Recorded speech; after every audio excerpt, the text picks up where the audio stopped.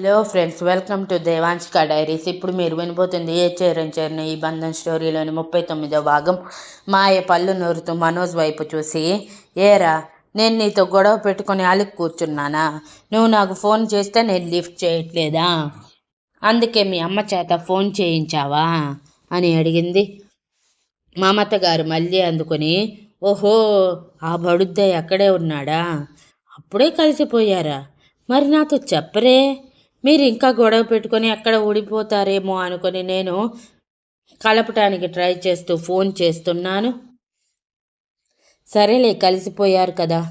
ఒరే మనోజ్, కోడలి పిల్లని తీసుకొని ఒకసారి ఇంటికి రా, మన వాళ్ళందరికీ పరిచయం చేసేద్దాము, ఓ పని అయిపోతుంది అని తన పాటికి తను అంటూ ఉన్నారు.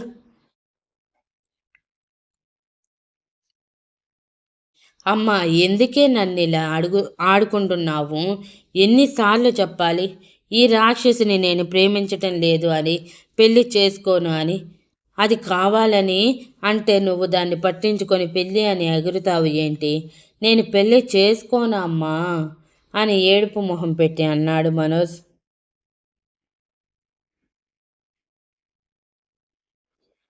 నేను చేసుకుంటాను అన్న ఇక్కడ చేసుకోవటానికి నేను రెడీగా లేనులేరా?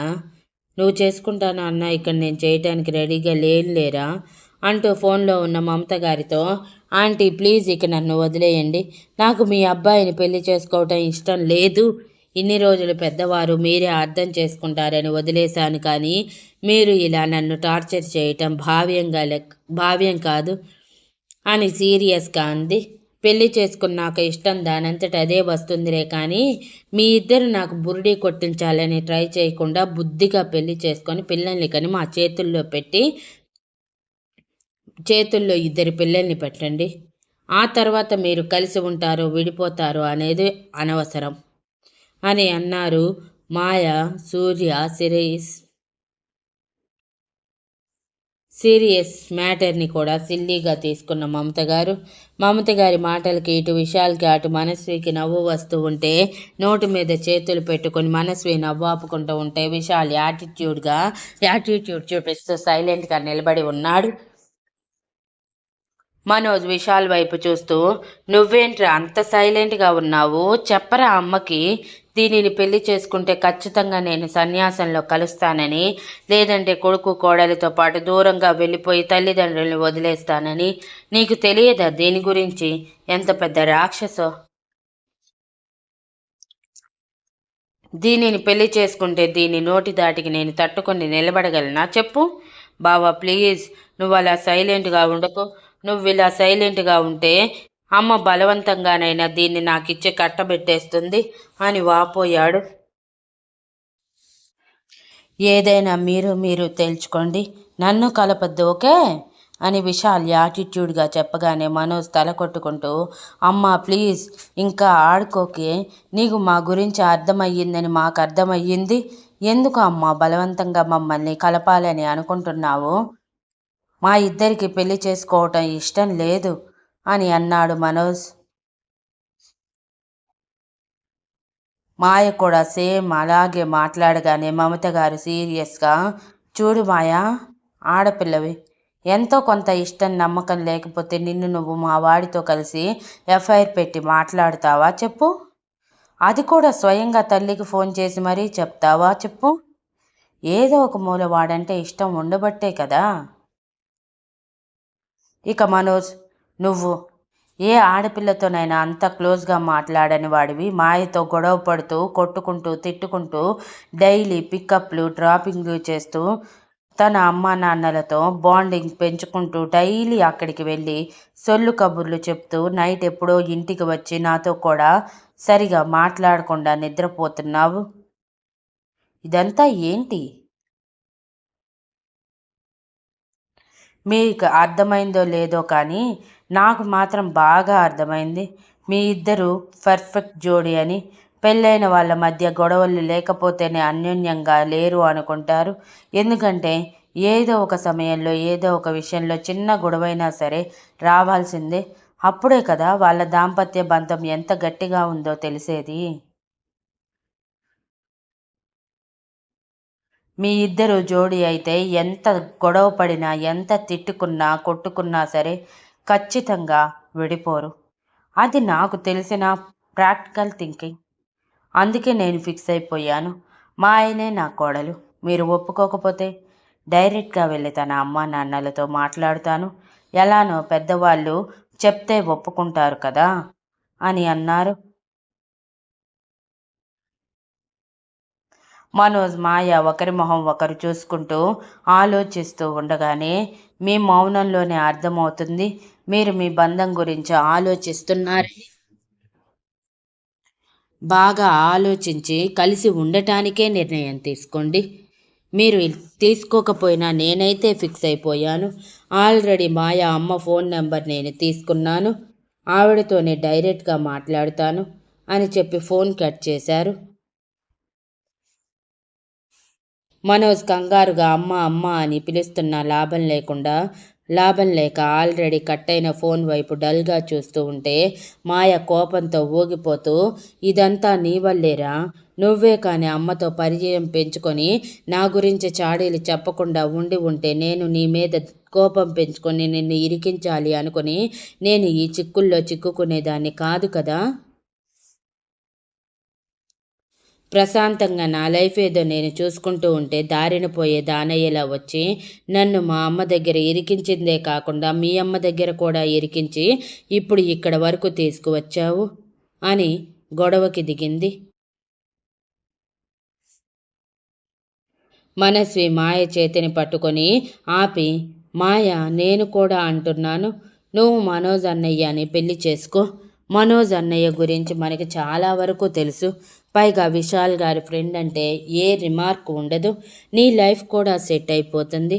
నాకైతే నువ్వు మనోజ్ అన్నయ్యని పెళ్లి చేసుకోవటం ఇష్టమే అని అంది. విశాల్ ఏమీ మాట్లాడకుండా తన రూంలోకి వెళ్తూ ఉంటే మనస్వి విశాల్ని పిలిచి, మీరేంటి విశాల్ గారు, వీళ్ళని కలపటానికి ఒక చేతి సాయం కానీ చెయ్యొచ్చు కదా, అలా సైలెంట్గా ఉండకపోతే అని అడిగింది.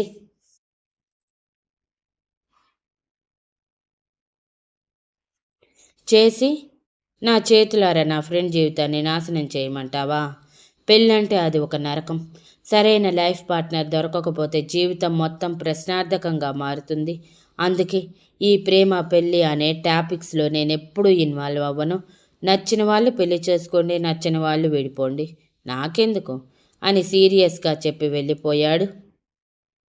మనోజ్ మాత్రం మాయ వైపు చూస్తూ మనసులో, అమ్మ అన్నట్టు దీన్ని పెళ్లి చేసుకుంటే నా లైఫ్ అందంగా ఉంటుందా, లేకపోతే రోజు దీని తిట్లతో లేచి సాయంత్రం దీని కొట్లాటలతో ముగుస్తుందా అని ఇద్దరి లైఫ్ పెళ్లి తర్వాత ఊహించుకోవటం మొదలుపెట్టాడు.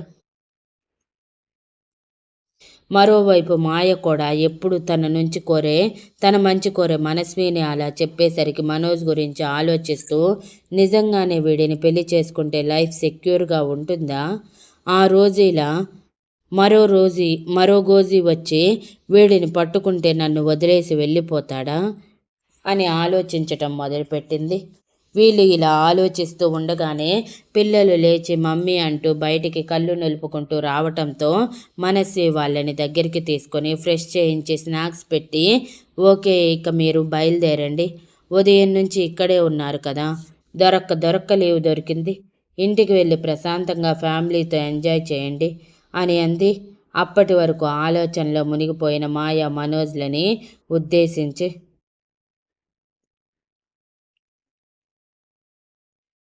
మాయ మనోజ్లు ఇద్దరూ తేరుకొని సరే అని కిందకి వెళ్ళాక, నేను డ్రాప్ చేస్తానని మనోజ్ పొలైట్గా అడగగానే మాయ కూడా నో చెప్పకుండా సైలెంట్గా వెళ్ళి మనోజ్ బైక్ మీద కూర్చుంది.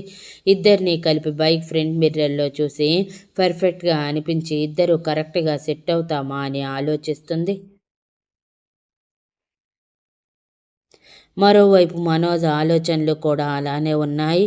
తన అమ్మగారు ఒక్కసారి పట్టుపట్టిందంటే వదిలే రకం కాదు. పైగా అన్నీ ఆలోచించి కానీ ఆవిడ స్టెప్ వేయదని తెలిసిన మనోజ్ మాయని పెళ్లి చేసుకోవటానికి ఇంత పట్టుపట్టిందంటే మాయలో అంత ప్రత్యేకత ఏముంది అని ఆలోచిస్తూ ఉన్నాడు.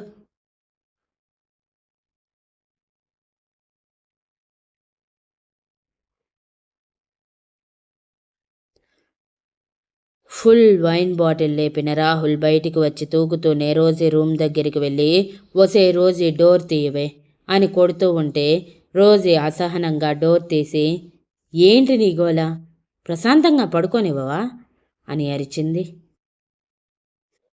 నువ్వు అన్న మాటలకి నేను కదే ప్రశాంతత కోల్పోవాల్సింది అని రోజీని నెట్టుకుంటూ లోపలికి వెళ్ళి డోర్ క్లోజ్ చేసి, ఏమన్నావే, నీ అవసరాల కోసం మాత్రమే నన్ను భరిస్తున్నావా, లేకపోతే ఎప్పుడో వదిలేసి వెళ్ళిపోయేదానివా, అంటే నా పక్కలో పడుకోవటం కూడా నీ అవసరమేనా అని రోజీ మీదకి వెళ్తూ మత్తుగా మాట్లాడుతూ అడిగాడు.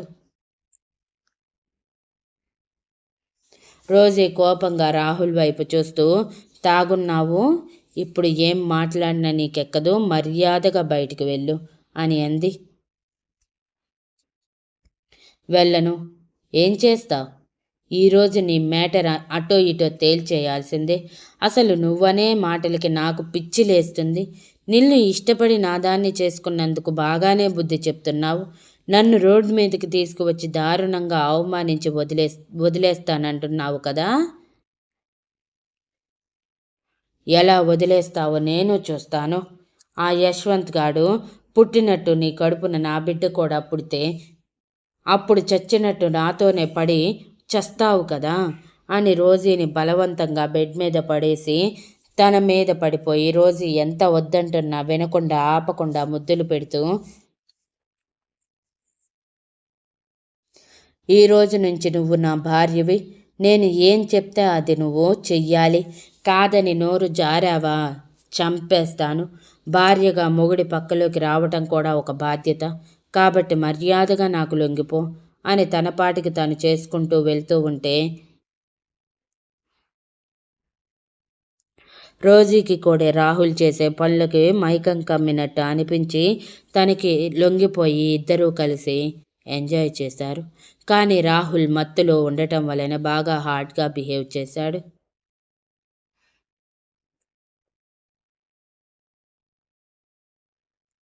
Thank you for listening and please like, share, comment and subscribe.